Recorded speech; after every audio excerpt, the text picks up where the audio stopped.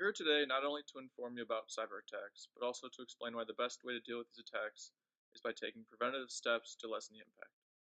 Cyber attacks have impacts on both everyday consumers and businesses. Not only can a consumer lose hundreds of dollars, they can also get their personal information stolen. Businesses can lose millions of dollars from cyber attacks, but even worse, can go out of business if their data is breached severely enough. Currently, consumers and firms don't take enough preemptive measures in order to protect their data and personal information against cyber attacks. So I'm here today with Professor Anders Morton. She's Assistant Professor of Management here at North Central College. This is her second year here. Thank you for meeting with us today. We Sure. really appreciate taking the time. Sure. So we have a couple questions today about cyber attacks in today's society. First question is, have you ever been personally affected by a cyber attack? Unfortunately, yes. And I think I give this example in my classes too, so you may have heard about this one before. But this was mainly due to cloud storage, so on Dropbox. Mhm. And gosh, it's been several years now, but it was basically a collaboration on Dropbox.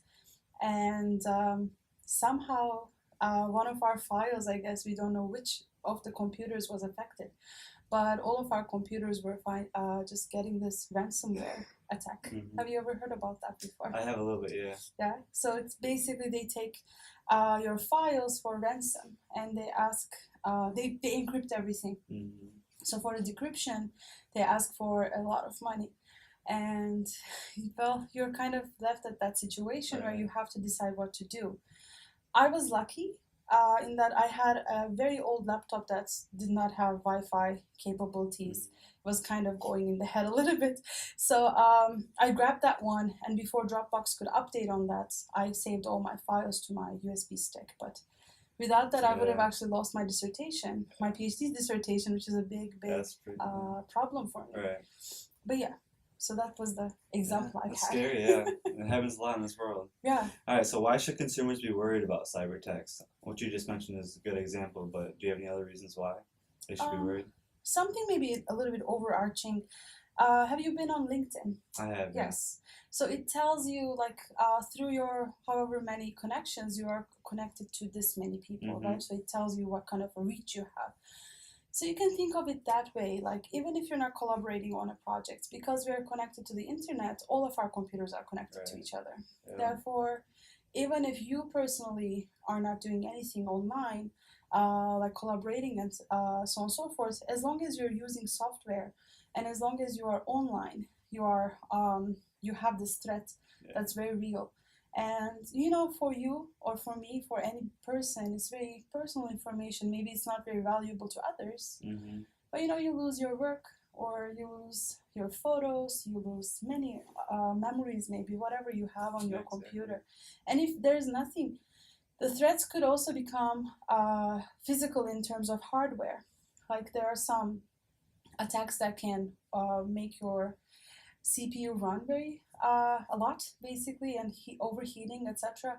And it can lead to explosions in your machine. So, like, it's not only software that we are Yeah. concerned with; it's also physical threats too. So, I guess it's a very general answer then, though. So basically, I'm trying to say we might not be aware of it, but we are under this threat all the time. Right, yeah. So we're here today with Vince. Vince is a junior here at North Central. We're going to talk to him a little bit about cyber attacks and his experience as a victim of a cyber attack. So first question, what was your experience of being a victim of a cyber attack? Well, it started off with my Facebook being hacked. And the big problem with my Facebook being hacked is when they found out what my Facebook password was, they were able to get into my Amazon account, which was the same email, same password sort of deal. And once they got into that, they were able to spend $280 on various goods and different things, odds and ends.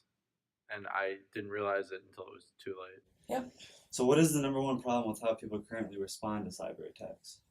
I guess at the first moment it hits you, and although I'm a person who is now knowledgeable about this, the first thing you do is you panic, right? So something starts happening in your computer, you might not really understand what's going on. So I guess the thing right now is you don't know how to react in that first moment. So, for instance, in my situation, I just disconnected my Wi-Fi immediately, which led me to save some of my files. It was better than not saving anything. That's true. So I guess that first response is very, very important. And we don't necessarily know how to respond to it, right? So the first thing, for instance, my parents would call me up and say like, "Oh, this is happening. Like, what's going on?" And I'm not there to physically help Yeah. them, so I'm trying to talk through the problem with them on Skype or something. And if it's their, very, very valuable information, it might be very late for it. So I guess that very first response, being aware of what to do, and in some situations there's really nothing you can do, but at least having an idea that, okay, this is happening to me, is important. All right, and have you taken any preventative measures to ensure that you won't get attacked again?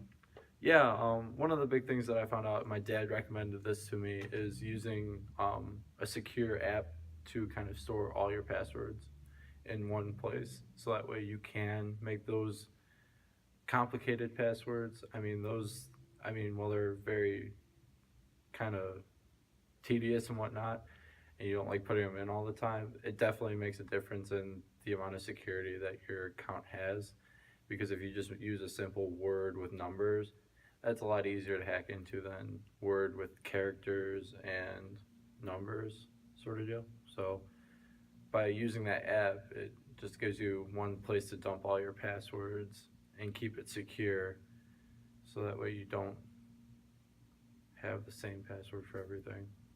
I want to also mention one more thing, is that some of these types of attacks, we don't necessarily see it immediately, the effect of it, because some cyber attacks live on Facebook, for instance. There are Facebook viruses, and it goes to, so let's say you befriend someone and their name appears many months later as a friend request.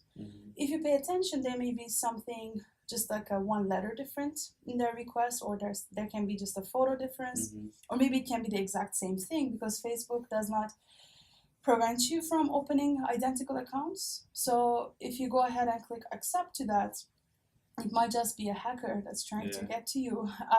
And just like, sometimes it's more harmless, sometimes it's advertisement, but sometimes it's not so harmless. And I guess realizing when something is going on is the key also. Like, I've had notions like, on WhatsApp, let's say, I would receive this contact information, hey SN, let's connect through WhatsApp.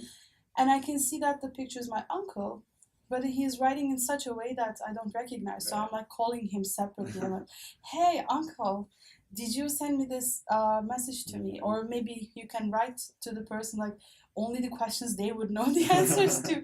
It's kind of funny, baby, but it's what it takes to really authenticate someone that's trying to connect with you online. Right, that's a good point. Yeah. So obviously, completely going off the grid isn't realistic. So how can consumers protect their personal information from hackers while still going about their daily basis and their daily lives? I guess the first thing we should be thinking about is how sensitive is this particular information for me. If there's things that you do not want anybody to have, maybe your personal photos, etc. So first, for instance, I am not a cloud user for my photos, because you never know when things can happen, and I don't feel comfortable with some of my let's say documents, like my dissertation. Obviously I'm wanting to publish that, I don't want it to be stolen. So things like that, if they're very sensitive information, first of all, you probably shouldn't be sharing it online, even on Dropbox and the other things. Like, of course you can password protect them, but I guess the first thing to know is that if this is something you do not feel comfortable sharing, you do not want to put it online. And there's a lot of people who don't do online shopping, for instance.